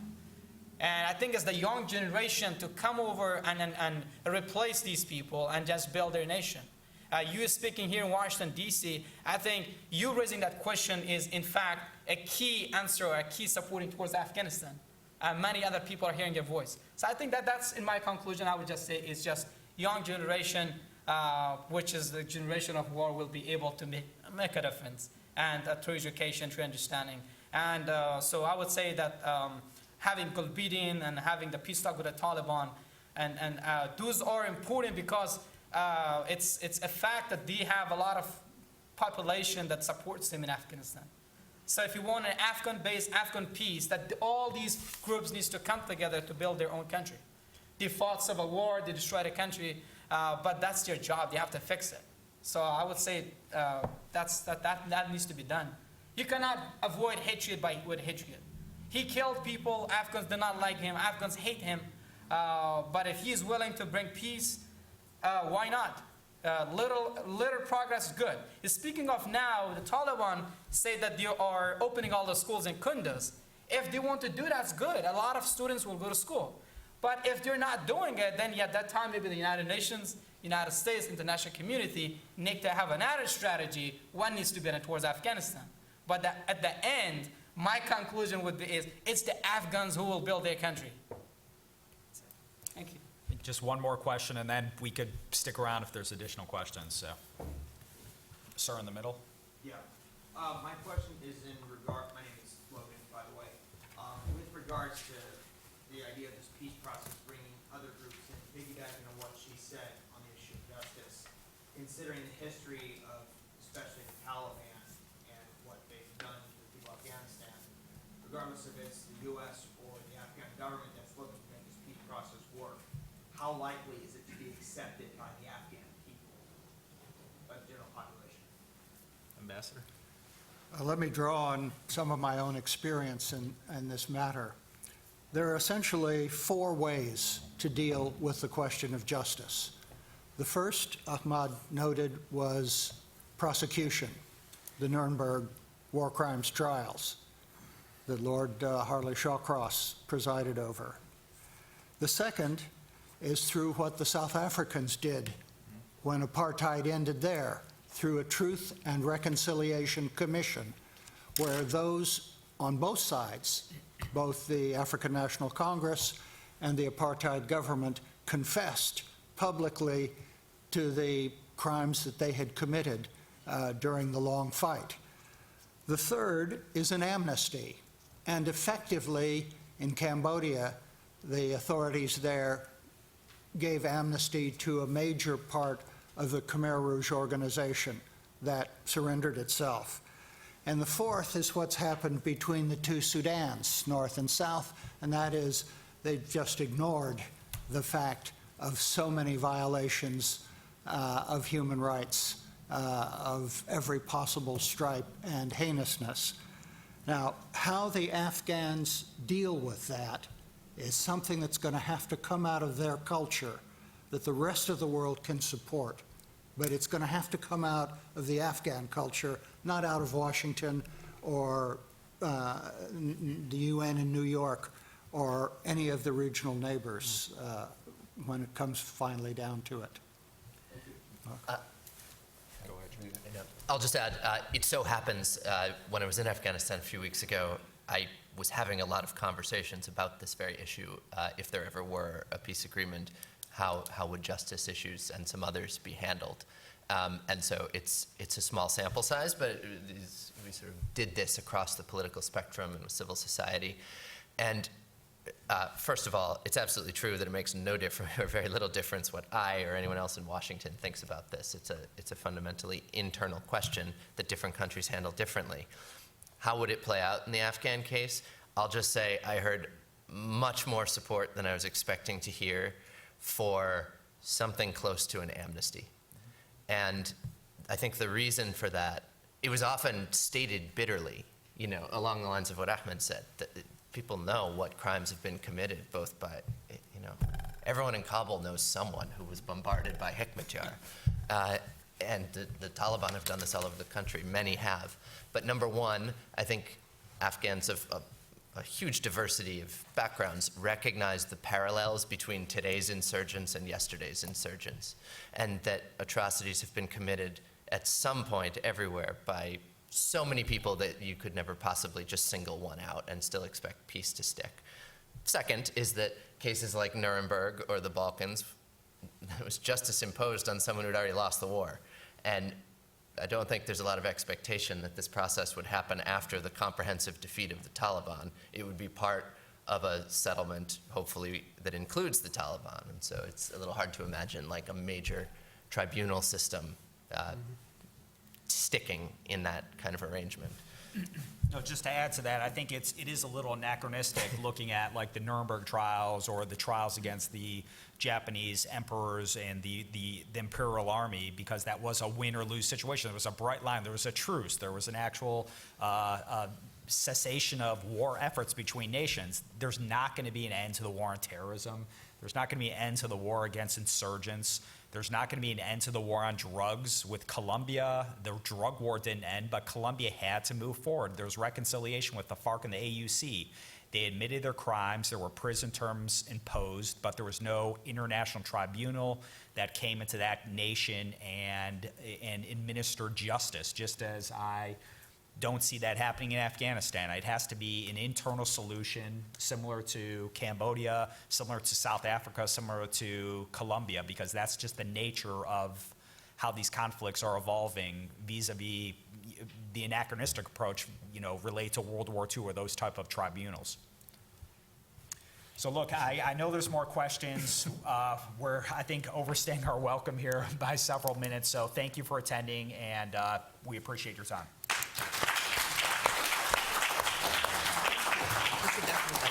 Pleasure, sir. All mine.